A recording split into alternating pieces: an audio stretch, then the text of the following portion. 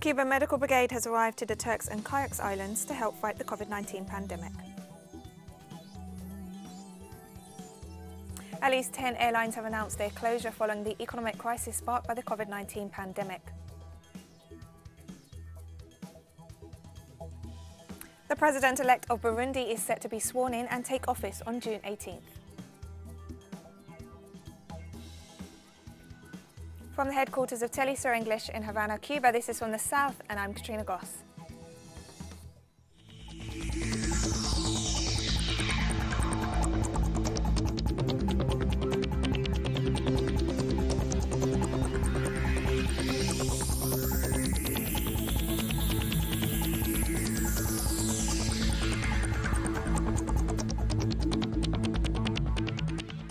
A Cuban medical brigade has arrived to the Turks and Caicos Islands to help fight the COVID-19 pandemic.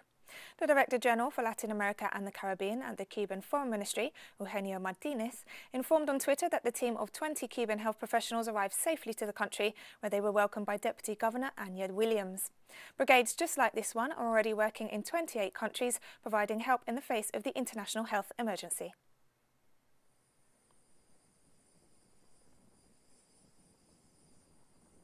The Honduras-Cuba Friendship Association has spoken in favour of the nomination of Cuba's Henry Reeve Medical Brigades for the Nobel Peace Prize. Vice President of the Solidarity Organization, Oscar Orlando Ramos, explained that Honduran activists have started a campaign for the Nobel Peace Prize to be awarded to the Cuban health personnel due to their efforts to combat COVID-19 in dozens of countries across the world. Through a promotional video, the association invited people to promote the nomination while indicating steps to endorse it by signing petitions.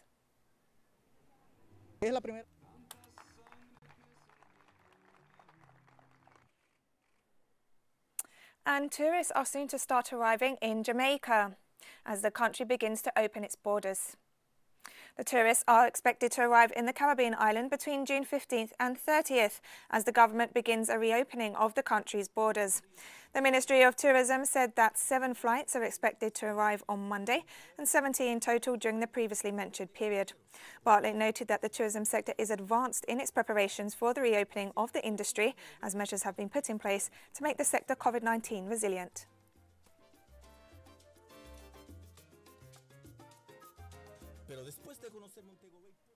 In Colombia, social movements have taken to the streets of Bogotá to protest against the Ivan Duque government's handling of the coronavirus epidemic.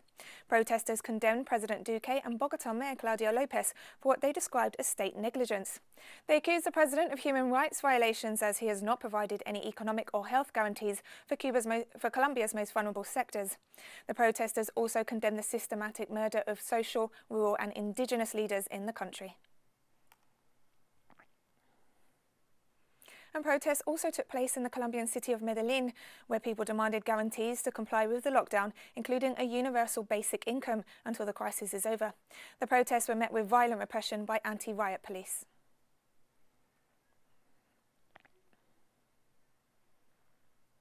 Venezuelan Vice President Delcy Rodriguez offered an update on COVID-19 figures on Monday.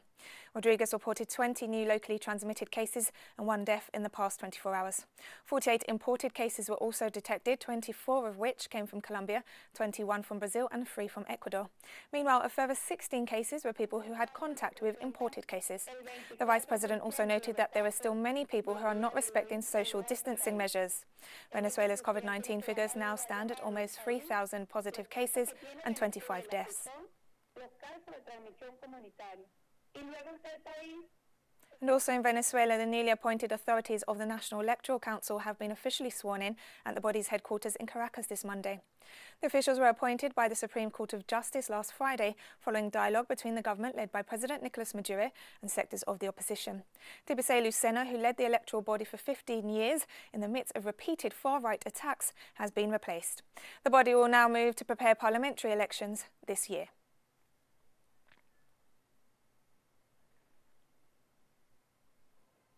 And Venezuela is combating COVID-19 with special attention paid to its borders, through which 80% of the total cases reported in its territory have entered. Authorities have ordered isolation and quarantine measures for all nationals returning to the country. From the state of La Guaira, our correspondent Leonel Retamal brings us more details. Los Caracas Resort is located less than an hour from the Venezuelan capital, bordering the central coast of the country. This site has been set up as one of the national isolation and quarantine centers for Venezuelans returning to the country or moving between states. They must stay here for a minimum of 14 days while they undergo blood and molecular tests for COVID-19. Entendiendo eso, le damos ingreso de una vez a las instalaciones cumpliendo ya con el protocolo de cuarentena. Okay. The group will travel to the island territory of the country, but must first be admitted to this center. I came to study, but with the quarantine I couldn't. I'm going back to my town with my husband and my family. I'm from Los Roques.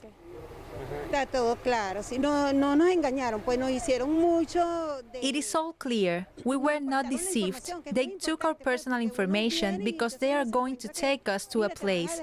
But here we offered all the necessary conditions and benefits.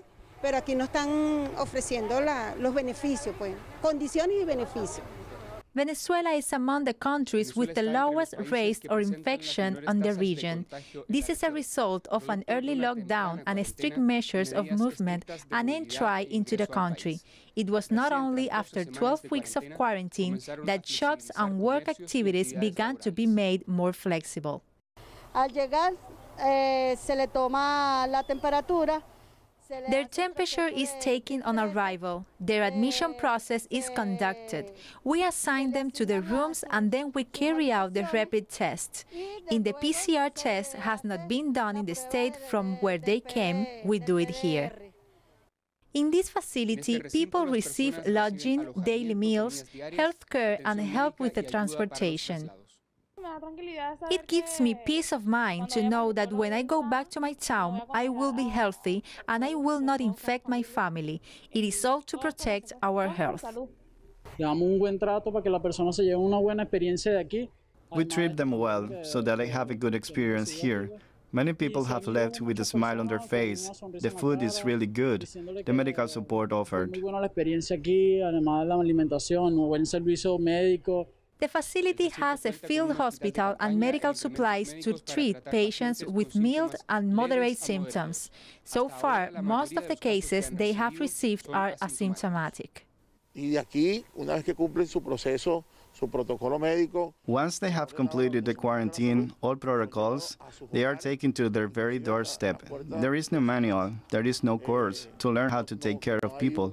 We have learned how to do so on the job, and we do it with much love and affection and shared sentiments. When they are given the news that they are negative and can go home, we share that joy.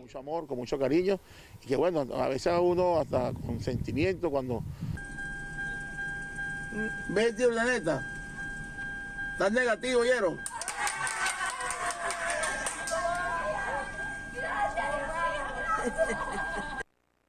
El gobierno bolivariano sigue incentivando el retorno de Venezuela. The government continues to encourage the return of Venezuelans. They have been offered free humanitarian flights, such as those from Chile, Cuba, Mexico, Ecuador, Uruguay, Panama, Martinique, Bonaire, and the Dominican Republic. Everyone without exception must complete the isolation period. Deben cumplir el periodo de aislamiento. Leonel Retamal Muñoz y Jesús Romero, Telesur Caracas, Venezuela. And we have more stories coming up after this very short break, so stay with us.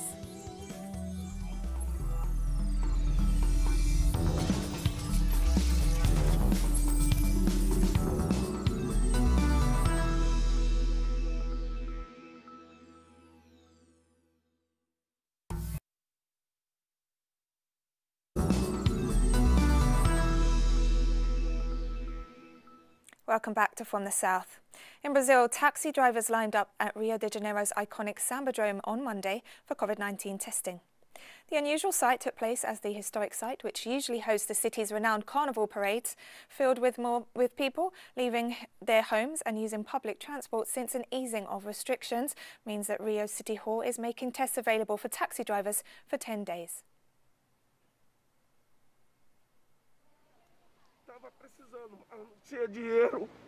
I needed it to do the test. I had no money to do the test, and it's necessary.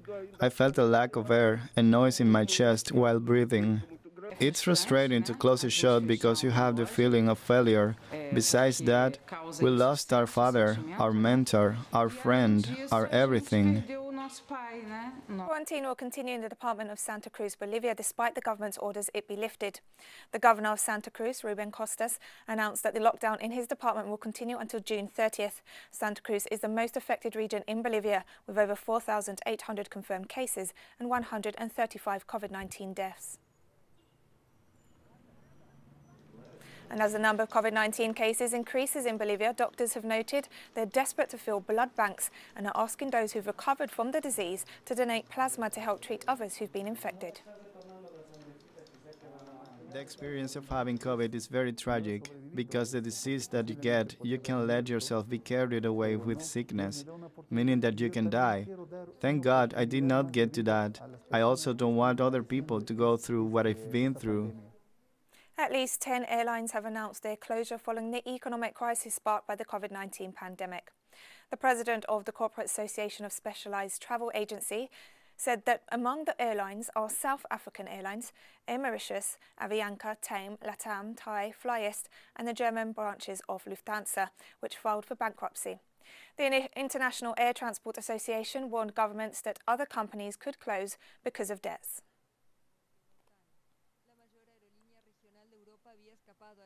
Spain will start to open its borders with countries in the Schengen area.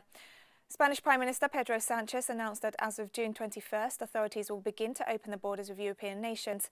The measure puts an end to the obligatory quarantine that travellers from Schengen countries had to comply with in order to be able to enter Spain. Portugal is the only exception at the request of its Prime Minister, with borders scheduled to reopen on July 1st.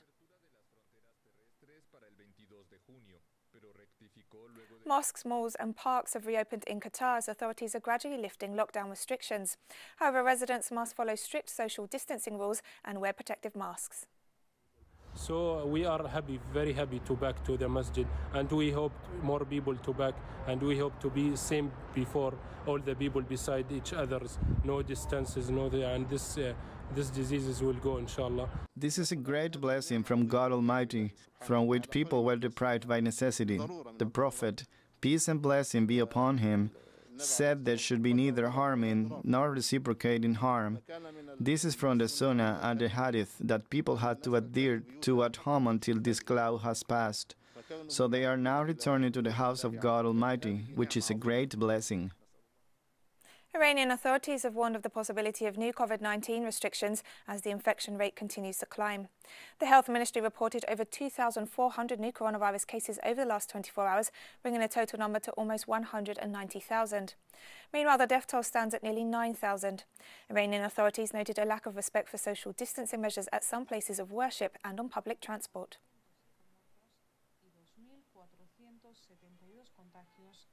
Health authorities have recorded 45 new COVID-19 cases in Eritrea since Sunday, bringing the total number of cases to 109. Meanwhile, more than 3,100 people are secured in 47 quarantine centres across the country. Eritrean authorities have warned that over 71,000 nationals have irregularly returned home, despite restrictions on movement in the region. No COVID-19 fatalities have been reported so far. South Africa's health minister on Wednesday. Nigeria has reinforced security in Borno State after a deadly jihadist attack. The Nigerian army has been deployed to the northeast of the country to protect the area from further militant attacks. Jihadists connected to the Islamic State West Africa province killed at least 20 soldiers and 40 civilians over the weekend in twin attacks in Borno State.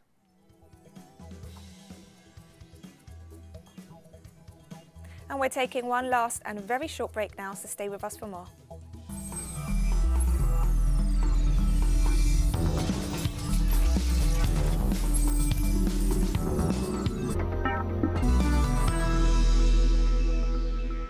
Welcome back to From the South. Zimbabweans have participated in a national day of prayer and fasting in the midst of the COVID-19 pandemic, as declared by the government. The event, held in the capital, Harare, was attended by government officials and church leaders, while most people prayed in their homes due to the lockdown. The day was declared by President Emmerson Mnangagwa last week. Zimbabwe has recorded 356 coronavirus cases, of which 54 patients have fully recovered, while 4 people have died from the virus. We have been gathered here for the past 2 hours or so, following the proclamation by His Excellency the President, Comrade Emerson Damdong Nangagwa, declaring this day as a national day of prayer and fasting. This has been done against the background of the devastating pandemic of COVID-19 or coronavirus. And also in Zimbabwe, infighting between splinter groups of the main opposition party has taken another twist as two factions claimed control of members of parliament. Thokosani Kupe, who was recently reinstated by the Supreme Court as the legitimate leader of the original movement for democratic change, claimed during a press briefing that 103 legislators who won elections under the other splinter group are now under her control. The faction won only 2 seats in parliament in the last elections. Tensions emerged when the splinter group led by Nelson Chamisa lost a court case in which they claimed to be the legitimate opposition party. What Simple did was that it said what happened in Bulawayo at the Stanley Square in April and what happened in Gweru in May, was it 2019, is null and void.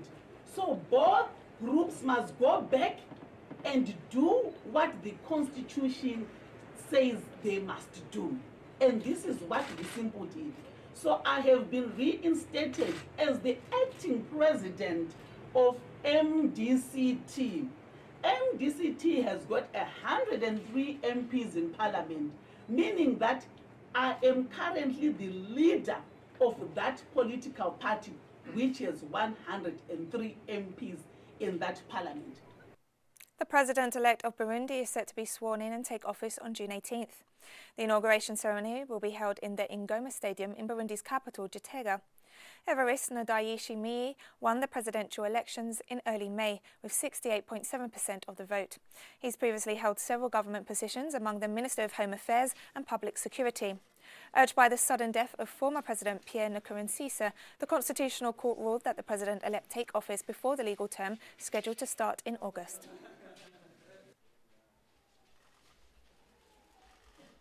Malian President Ibrahim Boubacar Keïta announced on Sunday his willingness to talk with opposition leaders amid continuous demonstrations calling for his resignation. President Keïta stated he was looking forward to meeting with the leaders of the opposition movement. Demonstrations have been ongoing in Mali since the president's re-election in March. The announcement came after Prime Minister Boubou Sisi was reappointed with the task of forming a government of national unity. The coalition is led by Imam Mahmoud. Egyptian authorities have called on families to adopt abandoned children amid the novel coronavirus pandemic.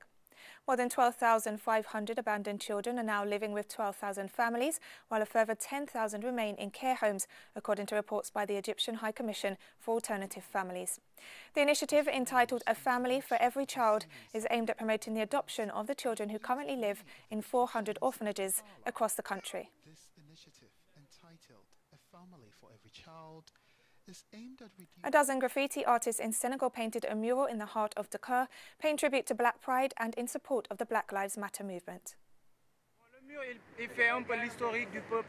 The wall tells the history of the African people, here in Africa, in Europe, in the United States, and all over the world.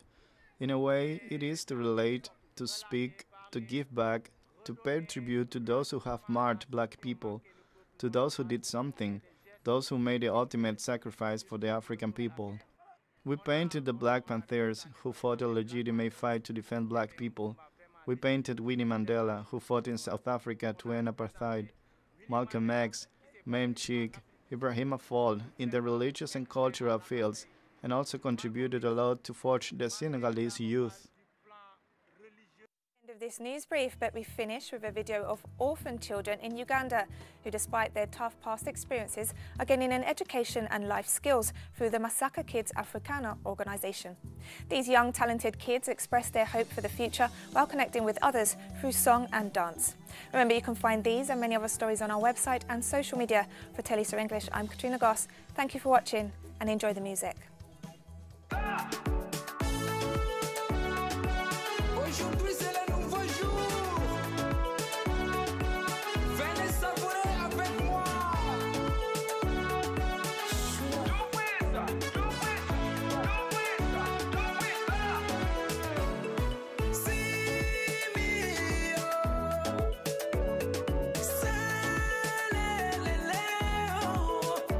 I'm glad that everything is okay. I'm glad that my friend is okay. It might seem be crazy what I'm about to say. Send you something, me sana na chiru. Nebe mogereyo, zati binkwata go. I don't care. Era mubangaze, ojane twetala. Dance along. Serep, serep, serep. Zinam serep, serep, serep. Serep, serep, serep. Zinam serep, serep, serep.